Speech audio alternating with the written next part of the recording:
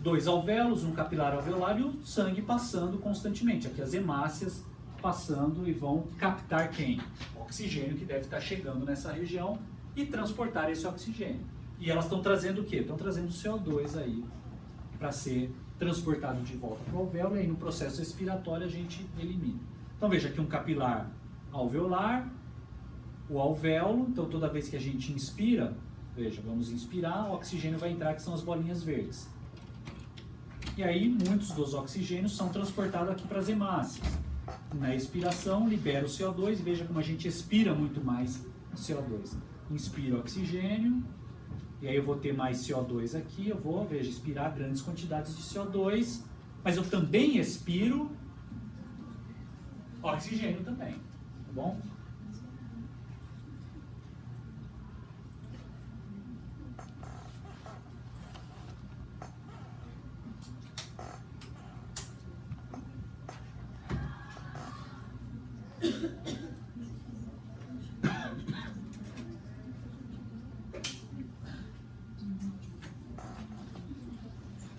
Então, o que nós vimos, que é a função principal do sistema respiratório, esse ar dentro do alvéolo, através de uma difusão, e a gente vai discutir depois com maiores detalhes em transporte, vai ser transportado aqui para o meu sangue, para os meus capilares alveolares.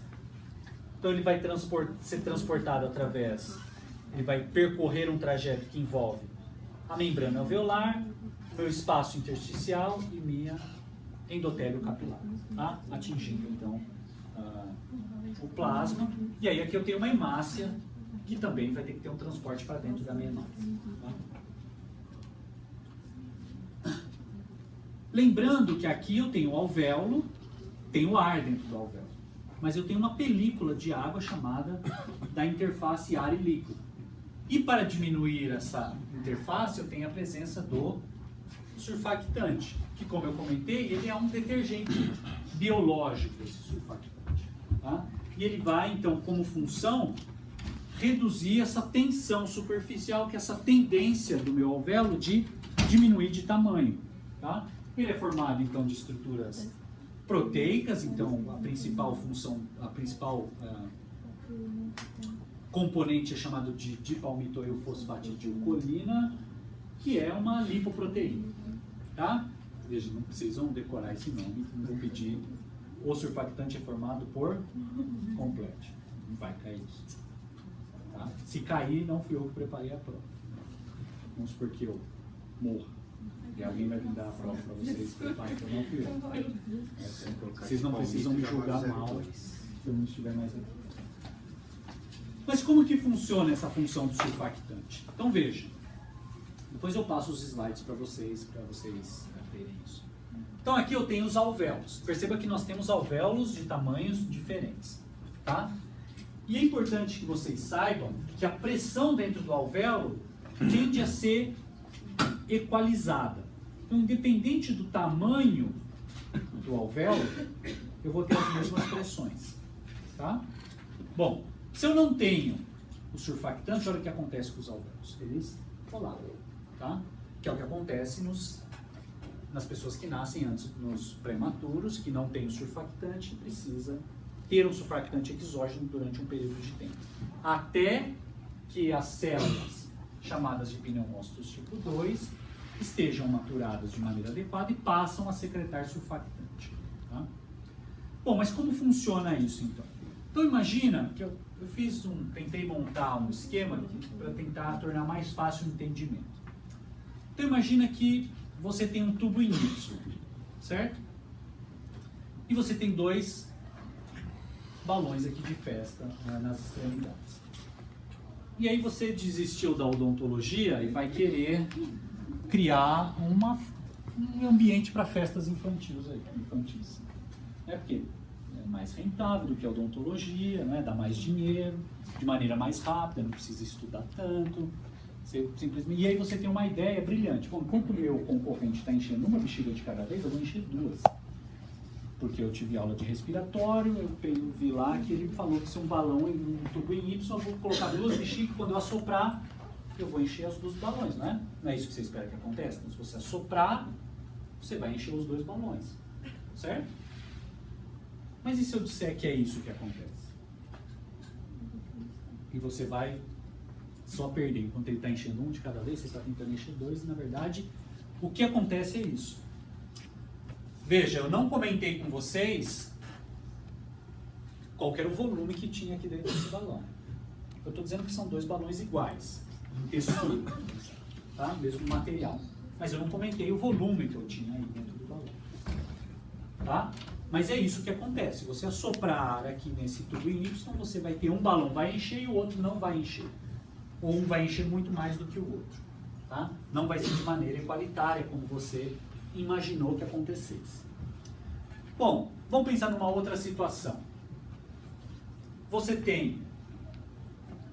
A situação é a seguinte. Você tem um tubo fechado, hermeticamente fechado, e você tem uma situação inicial que o seu balão vermelho tem um volume menor do que o seu balão azul. Tá certo? Esses balões estão conectados, mas na verdade existe um bloqueio aí entre a comunicação entre esses dois balões. Tá? Deu para entender a situação?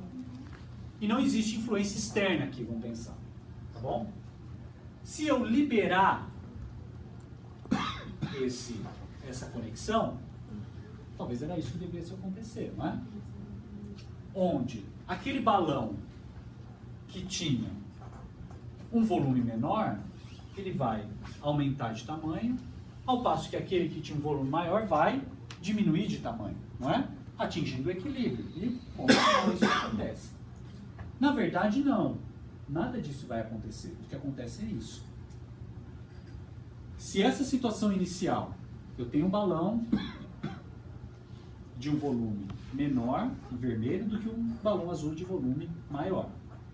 Se eu liberar isso, eu não vou ter um equilíbrio de volume aqui. Mas, na verdade, eu vou ter que o balão menor vai ficar menor ainda. E o balão maior vai ficar com volume ainda maior. Então, eu vou ter um fluxo de ar que vai, quando eu liberar o meu sistema, do balão de menor volume para o balão de maior volume. Então, aquele balão que já tinha um volume maior vai aumentar ainda mais o volume dele. E isso ocorre porque nós temos pressões diferentes dentro desse meu balão. Certo? Se vocês estão no segundo ano, certo? Se vocês voltarem um pouco no tempo, vocês vão lembrar da FUVEST. Não é? E aí certamente caiu lá no vestibular uma lei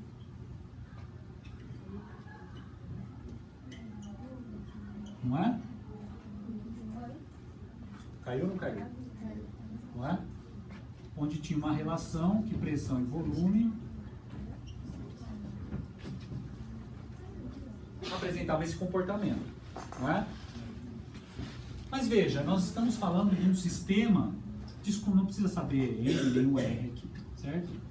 E nem a temperatura é importante também, porque a gente está falando de um sistema homeotérmico, né? Tem a temperatura constante, pelo menos no sistema respiratório, é isso que nós temos, não é?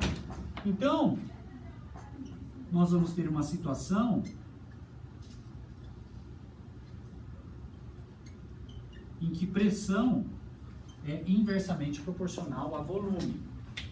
Onde, quando eu liberar o meu sistema, aquele balão que tinha um menor volume deve ter uma pressão maior. Ao passo que aquele balão que tinha um maior volume deve ter uma pressão menor. E aí, nós vamos ter um equilíbrio para tentar equilibrar as pressões dentro do meu sistema. Não só a lei de Boyle, mas tem uma lei chamada de Laplace, em que ele diz que a pressão ele é dada 2 vezes a tensão pelo raio.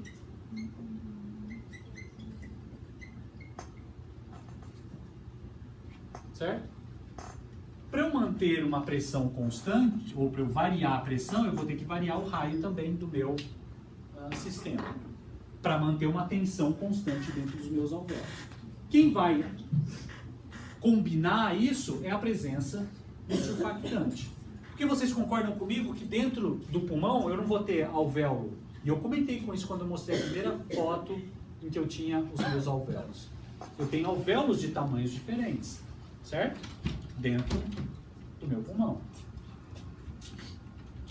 Portanto, eu devo ter situações no meu pulmão em que eu tenho isso. Aquele alvéolo de menor tamanho deve colapar. Ao passo que outros de um tamanho, um volume um pouco maior, vão aumentar ainda mais de volume.